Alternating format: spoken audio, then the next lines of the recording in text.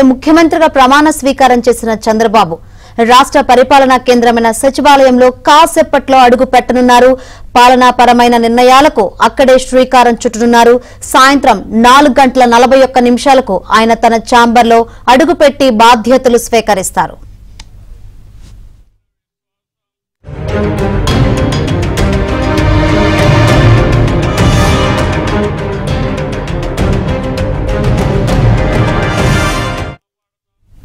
సచివాలయంలోని 5 బ్లాకుల్లో మొదటి బ్లాకులో ముఖ్యమంత్రి కార్యాలయం ఉంటుంది. అందులోని మొదటి అంతస్తులో ఆయన ఛాంబర్ సిద్ధమవుతుంది. బాధ్యతలు స్వీకరించిన తర్వాత మెగా డిఎస్సి సహా 5 అంశాలపై ఆయన తన తొలి సంతకాలు చేయనున్నారు. ఉపాధ్యాయ ఉద్యోగాల భర్తీకి మెగా డిఎస్సి నిర్వహణపై మొదటి సంతకం చేస్తానని ఎన్నికల ప్రచార సమయంలో చంద్రబాబు ప్రకటించారు. ఆ మాట నిలబెట్టుకోనున్నారు. రెండో సంతకం ల్యాండ్ టైటిలింగ్ చట్టం ఉపసంహరణపై చేయనున్నారు. దానిపైన ఆయన జనసేనాని పవన్ కళ్యాణ్ ఎన్నికల ప్రచారంలో హామీ ఇచ్చారు. వృద్ధులు ఒంటరి మహిళలకు ఇస్తున్న సామాజిక పింఛన్లను ఇప్పుడున్న 3,000 నుంచి 4,000కు పెంచే ఫైలుపై మూడో సంతకం చేస్తారు.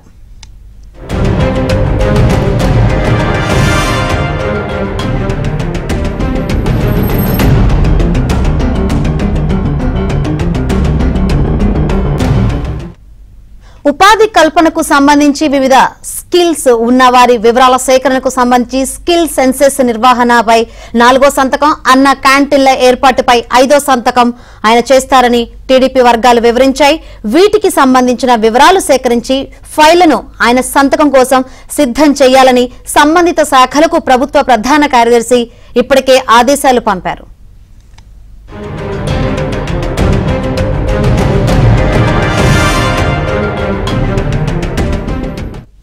శాఖల వారీగా గత ప్రభుత్వంలో ఏం జరిగింది, రాష్ట్ర ఆర్థిక పరిస్థితులు ఏమిటి, పనుల పురోగతి, ఆయా శాఖల్లో పురోగమనమా లేక తిరోగమనమా అన్నదానిపై శ్వేతపత్రాలు సిద్ధం చేయాలని చంద్రబాబు మంత్రులను ఆదేశించారు. ప్రమాణ స్వీకార కార్యక్రమం ముగిసిన తర్వాత నిన్న సాయంత్రం మంత్రులందరూ ఇక్కడ ఉండవల్లిలోని చంద్రబాబు నివాసానికి వెళ్లి ఆయనతో కొంతసేపు భేటీయ్యారు. వాటిని ప్రజల ముందు పెట్టి గత ప్రభుత్వ హయాంలో ఏం జరిగిందో వివరిద్దామని ఆయన చెప్పారు. జగన్ ప్రభుత్వ హయాంలో నాశనమైన వ్యవస్థలను ప్రక్షాళన చేసి రాష్ట్రాన్ని పునర్నిర్మించడంలో మంత్రులు కీలక పాత్ర పోషించాలని సూచించారు.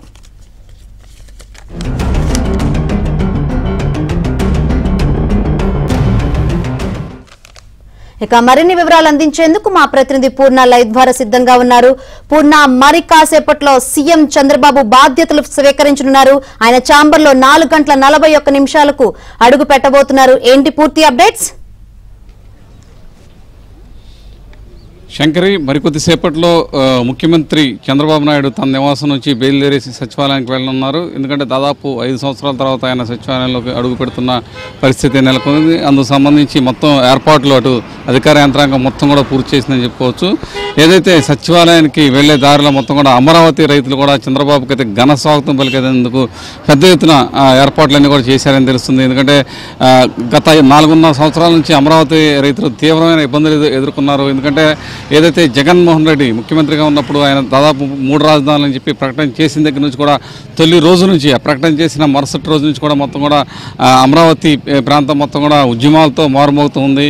మాకు ఇక్కడే అమరావతిలోనే రాజధాని ఉండాలంటే వాళ్ళు ఉద్యమం పతాక స్థాయికి కూడా చేరుకున్న పరిస్థితి చెప్పుకోవచ్చు. ఖచ్చితంగా అక్కడ మాకు అమరావతిలోనే ఏకైక రాజధాని ఉండాలంటూ కూడా వాళ్ళు దాదాపు 4.5 సంవత్సరాల నుంచి ఏకకంఠంతో అక్కడ పోరాటం చేస్తున్న పరిస్థితి నెలకొందని చెప్పుకోవచ్చు. అయితే ఈరోజు అక్కడ చంద్రబాబు అక్కడికి వస్తున్న తరుణంలో ఇప్పటికే ఇది ముఖ్యమంత్రిగా ప్రమాణ స్వీకారం కాకముందులే అక్కడ అమరావతిలో జంగిల్ క్లియరెన్స్ ఇవ్వడంతో పాటు అక్కడ మొత్తం కూడా చిమ్మ చీకట్లో మొత్తం కూడా అమరావతి యాక్సెస్ రోడ్డు కావచ్చు, అమరావతి పరిసర ప్రాంతాలు కూడా అన్నీ కూడా చిమ్మ చీకట్లో ఉంటున్న పరిస్థితి ఉంది. వాటన్నిటికి కూడా మొత్తం కూడా ఈ చంద్రబాబు ఎప్పుడైతే గెలుపొందారో అప్పటికే అధికారులు మొత్తం కూడా దాని మీద శరవేగంతో అక్కడ జంగిల్ క్లియరెన్స్ దాదాపు 200 ప్రొక్లైన్తో మొత్తం కూడా జంగిల్ క్లియరెన్స్ కూడా ఏర్పాటు చేయడంతో అది మొత్తం క్లియరెన్స్ కూడా ఏర్పాటు చేయడం కూడా చేస్తున్న పరిస్థితి అక్కడ నెలకొంది. మరోవైపు ఏదైతే సీడ్ యాక్సెస్ రోడ్డు కానీ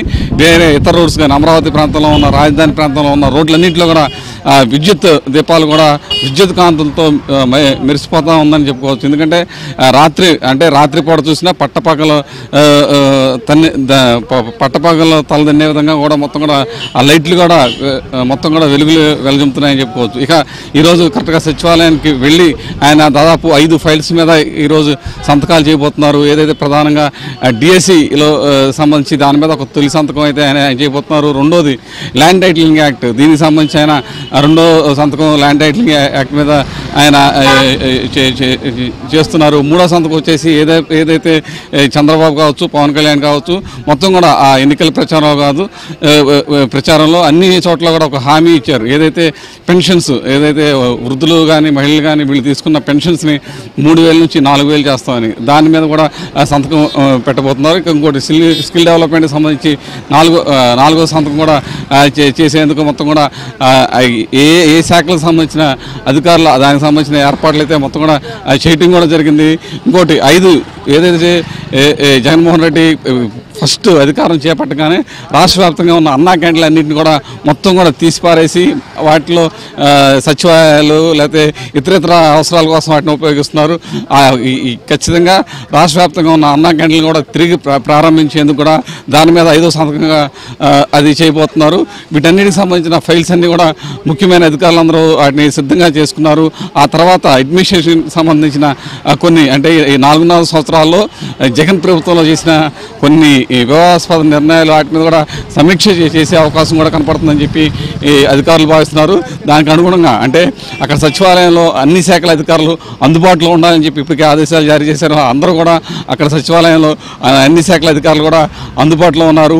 ఇంకోటి సచివాలయ ఉద్యోగుల సంఘం అక్కడ ఏదైతే ముఖ్యమంత్రి హోదాలో చంద్రబాబుకు వస్తున్న తరుణంలో ఆయనకి ఘన స్వాగతం పలికేందుకు కూడా సచివాలయ ఉద్యోగస్తులు కూడా అన్ని ఏర్పాట్లు చేసినట్టు మనకు తెలుస్తుంది.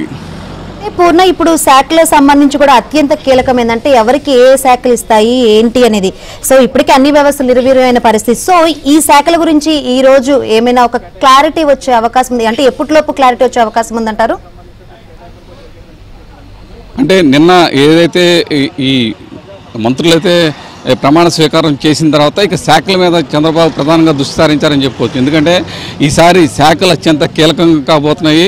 అనుభవజ్ఞులైన వారికి ఏదైతే కీలకమైన శాఖలు వాళ్ళందరికీ అప్పచెప్పాలని చెప్పి కూడా చంద్రబాబు నాయుడు మొత్తం కూడా దాని మీద తీవ్ర స్థాయిలో కసరత్తు అయితే చేస్తున్న పరిస్థితి నెలకొంది. ఎందుకంటే ప్రధానంగా ఆయన నిన్నటి నుంచి కూడా దీని మీద ప్రత్యేకమైన దృష్టి సారించి ఎవరైతే సీనియర్స్ ఉంటారో లేకపోతే అనుభవం ఉందో వాళ్ళందరికీ కూడా కీలకమైన శాఖలు కేటాయించాలని నిర్ణయించుకున్నారు.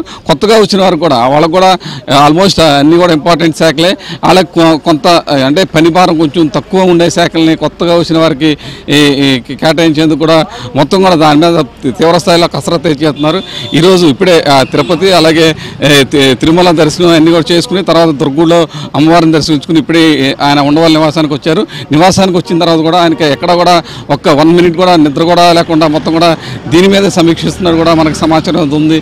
ఎందుకంటే ఈ శాఖలకు సంబంధించి అత్యంత ముఖ్యమైన వ్యవహారం కాబట్టి ఏ శాఖ మంత్రి ఎవరెవరికి అప్పచెప్పాలి ఏంటి అనే దాని మీద పూర్తి స్థాయిలో అయితే కసరత్తు చేస్తున్నారు. ఆయన సచివాలయానికి వెళ్ళిన తర్వాత కానీ లేకపోతే ఈ లోపల అంటే వీలైతే ఈ లోపే సచివాలయానికి వెళ్ళే లోపే సంబంధించిన శాఖల కేటాయింపు ఎవరెవరికి వేశారో ఇచ్చే అవకాశం ఉంది. లేకపోతే ఈరోజు రాత్రికి ఖచ్చితంగా ఆ శాఖల మీద ఒక నిర్ణయం తీసుకుని దాన్ని ప్రకటిస్తారు. శంకరి.